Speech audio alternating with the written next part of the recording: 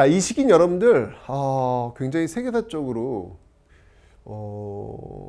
이 서구 열강들이 이 동쪽으로 밀고 들어오는 시기였어요. 우린 이걸 뭐라고 표현하냐면 서세동점이다라고 표기를 합니다. 서세동점의 시기. 서양 세력이 동쪽으로 물밀듯이 들어오고 있는 이런 시기. 자, 이런 시기에 우리나라에서 당연히 영향을 받죠.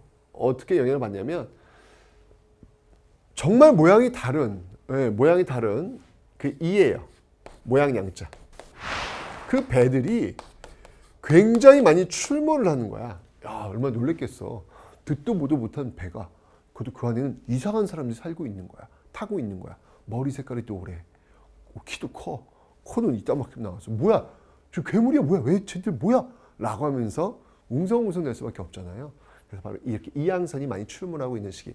근데 그 이양선을 왜 왔냔 말이야. 그 서구의 배들은 딱 목표 하나예요. 통상수교. 자국의 물건들을 팔겠다는 이야기죠. 자국의 자본주의 시장에서 만들어내고 있는 산업혁명을 통해서 만들어내고 있었던 그런 물건들을 팔겠다는 이야기죠. 판매처가 필요했던 거예요. 그러니까 통상하자는 거예요. 그러니까 통상수교를 외치는데, 자, 흥선대원군은 과연 여기서 어떤 선택을 하게 될까요? 바로 흥선대원군의 선택. 흥선의 선택은 바로 이런 통상수교에 대해서 거부 정책을 취하고 있더라라고 하는 것. 이게 이제 가장 중요한 그런 내용이 되겠습니다. 통상수교 거부 정책. 자, 어떤 일들인지 한번 보도록 할게요. 먼저 병인 박해. 자, 이 병인 박해는 뭐냐면 일단 프랑스와 관련이 있습니다. 병인년에 지금 여러분 조선 후기 때 왜 천주교 확산된다 그랬잖아요. 그 과정에서 천주교 신자였던 이 정약용도 유배간다 그랬잖아요. 지금 하물며 정약용이 지금 유배가는 상황이야. 이런 과정 속에서 이 프랑스 선교사, 천주교를 전파하는 프랑스 선교사 가만두겠냐고요. 그래서 이 프랑스 선교사를 죽입니다. 프랑스 천주교 선교사를 죽입니다. 오호, 이거 외교적 문제가 좀 커지겠는데요. 당연하죠. 프랑스가 이 사실을 딱 듣고 뭐 이런 미개한 것들이, 확실히 그 당시에 그 서구 열강들이 동양을 바라보는 그 시선은 미개함, 뭐 이런 것들이 지금 밑바닥에 깔려 있어요. 그 지금도 여전히 흔적이 좀 남아 있거든. 근데 여러분들 이 서구 유럽이 잘 나갔던 시기는 근데 요 시기 밖에 없는 것 같아요. 그 이전까지만 해도 여러분들 이 아시아가 중심이 되어서 움직이고 있었거든요. 그러니까 뭐냐면 이건 돌고 돈다는 거예요. 지금 잘났다고 해서 너무 잘난 척도 말고, 지금 못났다고 해서 너무 못난 티도 내지 말고, 그러라는 얘기입니다. 자신감 있게 살라는 이야기예요. 자, 어쨌건 병인년 1860년에 프랑스 선교사 천주교 신자를 처단하는 일이 벌어지더라라는 거. 프랑스가 가만히 안 있겠죠? 그런데 가만히 안 있겠지요? 라고 고민하고 있는 과정에서 바로 이번엔 또 이 제너럴 셔먼호 사건이 벌어지게 됩니다. 자, 이 제너럴 셔먼호 사건이 벌어졌던 곳은 어디다? 평양. 평양이 되겠습니다. 평양. 그러니까 저쪽 대동강 쪽으로 이 제너럴 셔먼호가 이제 들어오게 되는데, 자, 이것은 바로 미국 배입니다. 미국 배. 제너럴 셔먼호는 이 미국 배가 되겠습니다. 근데 여러분들 우리나라 사람은 착해요. 그래서 외국 배가 들어오면 먹을 것도 주고 아주 뭐 그냥 물도 주고 잘해요. 근데 이 제너럴 셔먼호 선원들이 밤에 그렇게 대접받았으면 잠이나 잘 것이지 밤에 내려와서 그 민가를 덮쳐요. 난리가 난 거야. 우리가 착해요. 착한데 이게 휙 돌면 무서워요. 그래서 이 제너럴 셔먼호를 불태워버립니다. 그 불태우는데 앞장섰던 바로 인물이 있으니, 그 인물이 바로 평양감사 박규수라는 인물이에요. 박규수라는 인물이 되겠습니다. 박규수 어디서 들어봤는데? 저 앞에서 여러분들 삼정의 문란이 있을 때 그걸 시정하자고 건의해서 만들어진 조직이 바로 삼정이정청이잖아요. 그 인물이 지금 여기 있네? 좋아요. 좋습니다. 자, 이 박규수를 중심으로 한 국민들이 하나가 되어서 이 제너럴 셔먼호를 불태워버리는 사건이 또 같은 해 지금 벌어지고 있는 거예요. 한쪽은 뭐 좀 서울을 중심으로 해서 벌어지고 있고 한쪽은 지금 평양을 좀 벌어지고 있는 모습들. 자, 이렇게 되니까 이제 드디어 프랑스가 쳐들어옵니다. 이 병인 박해가 원인이 되어가지고 여러분 잘 연결해 주셔야 돼요. 진짜 시험 잘 나옵니다. 이 병인 박해가 연결이 된 게 바로 병인 양요의 원인이 뭐냐? 프랑스 전교의 신자의 어떤 선교사의 어떤 처벌 뭐 이런 것이 들어간다는 얘기예요. 자, 이 병인 양요부터 한번 하나씩 한번 살펴보도록 하죠. 자, 먼저 이 병인 양요는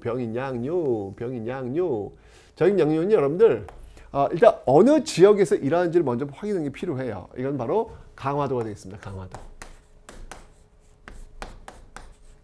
강화도고요. 누구랑 싸웠냐는 얘기예요. 앞에서 지금 여러분 얘기했잖아요. 바로 프랑스가 싸웠던 이야기. 여기서 활약했던 사람들을 좀 살펴볼 필요가 있겠습니다. 사실 무기가 우리가 너무 열악해요. 이 당시 포가 어떤 포냐면 이 서부 열강의 포는요. 띵 쏘면 퓨 날아 꽝 터진단 말이에요. 그게 효과음이란 말이에요. 근데 우리나라 포는 어떻게 하면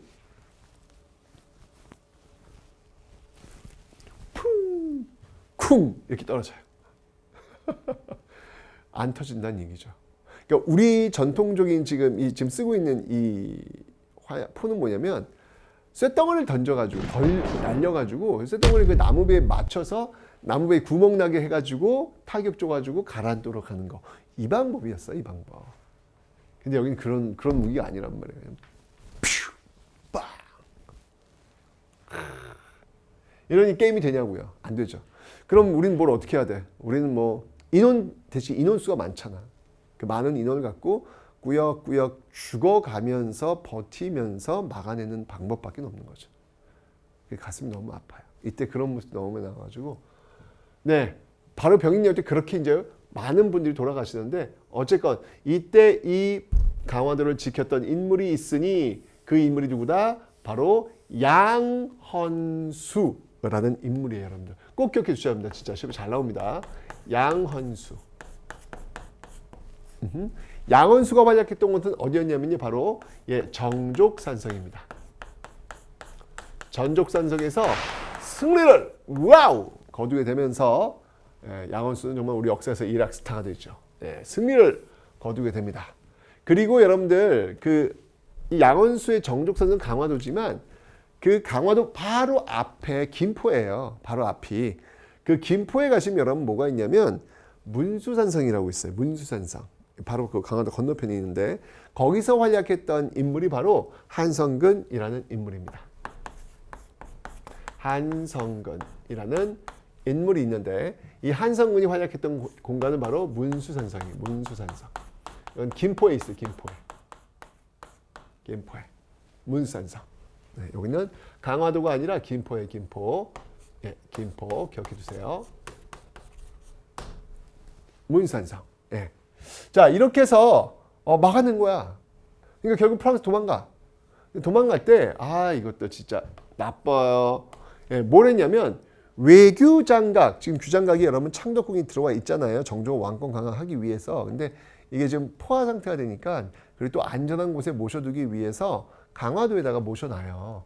그런데 그 강화도에 있는 그래서 바깥에 있자거든요. 그 외규장각을 약탈합니다. 그래서 프랑스로 가져가 버려요. 근데 난 솔직히 여러분들 영국에 가면 대형 박물관 있잖아요. 대형 박물관 가면 어마어마해. 근데 그게 대부분 여러분들 외국에서 훔쳐온 것들이야. 아니 훔쳐온 작물 아니야, 작물? 그 작물을 이렇게 전시해 놓고 박물관이라고 한다고? 굉장히 비교육적인 거 아닙니까, 여러분들?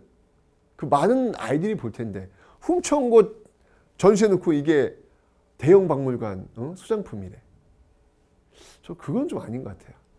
또 한편으로는 또 이런 생각도 있어요. 그러면 그렇게 영국이라고 하는 나라, 이 문화재의 가치를 알고 있는 나라가 아니었더라면, 그들이 그렇게 보존해주고 보관해주지 않았더라면 저 유물 저렇게 우리 눈 앞에서 만날 수 있었을까? 라는 질문 던지면 또 이게 쉽게 답하기 어려워요. 쉽게 답하기 어려워요. 그죠? 그런 양면이 있다는 걸 일단 기억을 좀 해놓으시고요. 어쨌건 외교장을 약탈해가지고 프랑스를 가져가요. 그래서 지금 다시 돌아왔어. 예, 고 박병선 선생님께서 정말 이거 정말 예 돌아가셨어요. 예, 박병선 박사님께서 이거 잘 찾아가지고 예, 결국은 돌아왔죠. 물론 완전히 우리 소유로 들어온 건 아니고요. 임대 형식으로 지금 이 외교장각이 지금 돌아와 있다라는 거 기억하시면 되겠습니다. 됐죠? 자, 이런 일이 벌어지는 상황 속에서 68년도에 오 마이 갓, 이건 진짜 있을 수 없는 일이 벌어져요. 있을 수 없는 일. 어떤 일이 벌어지냐? 바로 이야, 정말 이 오페르트. 독일인이에요, 독일인. 자, 이 오페르트, 이 독일인인데요. 이 오페르트가 이 남연군묘를 도구를 해요. 여기 지금 어디 남연군묘가 어디냐면 충청도 이 덕산 쪽에 있거든요. 예산, 덕산 이렇게 있는데 남연군이 누구냐면 흥선대원군의 아버지예요. 흥선대원군의 아버지라고 이 남연군이 흥선대원군의 아버지라고 아버지. 그러니까 고종의 할아버지야. 고종의 할아버지. 이 남연군 묘를 도굴 해서 그 시신을 탈취해가지고 통상수교 협상을 하겠다는 거예요.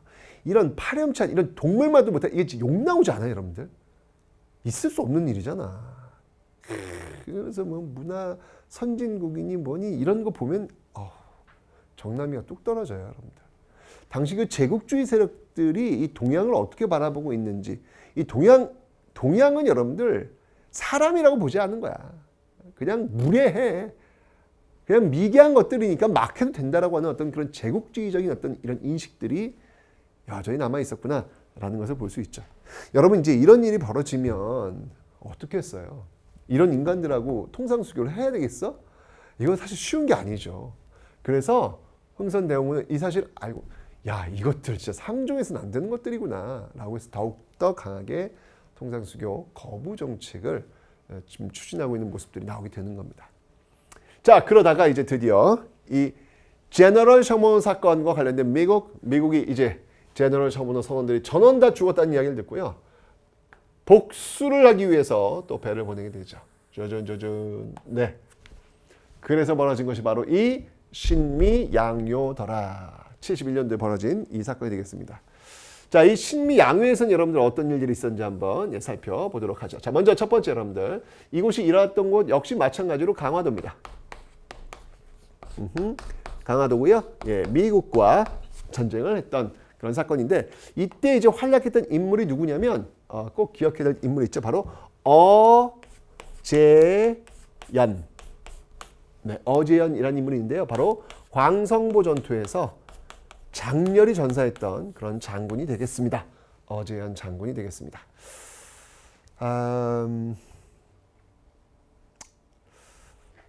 진짜 이 무기가 너무 열악해가지고 이 싸우기가 어려웠어요. 쉽지 않았어요. 예. 그래서 여러분 강화도에 가시면 여러분들 그 무명용사 무덤들이 있어요. 예, 정말 그 당시 정말 이름조차 몰라요. 이름 없는 아무개들이 이 강화도 지키겠다고. 참 강화도가 옛날에는 정말 그 몽골 쳐들어왔을 때 고려 정부가 이제 이쪽으로 천도했잖아요. 그죠? 마지막 보루예요. 조선시도 마찬가지고 조선도 왜 그 후금 쳐들어왔을 때 인조가 강화도로 도망가거든요. 피신 가거든요. 그러니까 항상 마지막 보루였다는 얘기지. 근데 이 강화도가 근대사로 들어오면서 마지막 보루가 아니라 최전선이 돼요. 최전선. 예. 그래서 이곳에서 정말 그 이름 없이 쓰러져 갔던 그 많은 사람들이 계신데 어쨌건 이 광성부 전투에서 격렬히 맞서 싸우다가 결국 돌아가시죠. 많은 사람들이. 자, 그때 이제 이 미국이 또 약탈해 간 게 있어요. 그게 뭐냐면 바로 이 장수 깃발, 예, 수자기. 또 이 수자기를 또 약탈해 가는 그런 모습들. 이게 이제 장수 숫자 그 깃발 꺾어다가 이제 가져가가지고 미국 그 해군 박물관에서 전시를 하고 있었죠. 나중에 이제 다시 또 우리한테 뭐 소유권을 인정하는 건 아니고요. 또 이렇게 돌아는 오긴 합니다. 다시 돌려받긴 하는데 어쨌든 그런 또 아픈 일이 있었다는 사실. 자, 이렇게 이제 미국을 물리친 거야. 그러고 보니까 우리가 지금 프랑스랑도 싸웠고 미국하고도 싸웠네. 우리 미국하고 싸워본 나라야. 트럼프 들어봤나? 우리는 당신하고 싸웠어. 이런 나라예요, 그죠? 그러니까 이 당시 그 우리 선조들은요.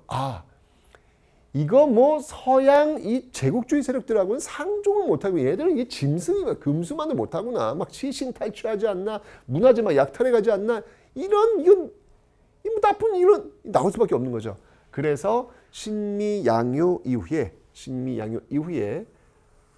전국 각지에다가 뭘 세우냐면 여러분들 바로 척화비라는 걸 세웁니다. 척화비.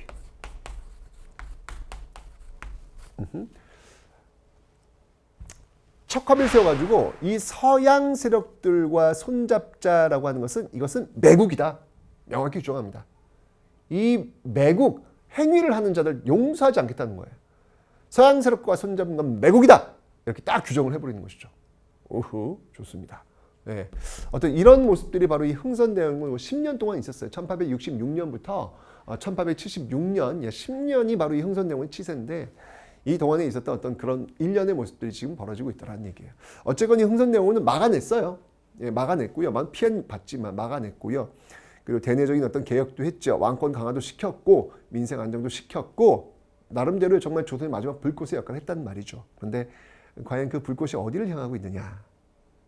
흥선대원군은 명확했습니다. 옛날 왕권 체제, 전제 군주 체제, 왕을 중심으로 돌아갔던 조선 왕조 시대 그 체제를 복원하려는 것이지 근대 사회로 나가려는 의지는 없었다라는 거. 이게 바로 이제 흥선대원군 개혁의 한계가 아닐까라는 생각이 듭니다. 자, 이렇게 해서 여러분들 정말 이 혼란의 카오스 같은 어떤 그런 시기, 그 시기에 흥선대원군이 나타나서 그래도 일단 중심은 지금 잡아주고 있는 상황이었습니다. 그런데 여기에 이게 좀 정리가 된 듯 했는데 여기에 일본이 등장을 합니다. 제국주의 따라잡기 행세를 하고 있는 이 일본.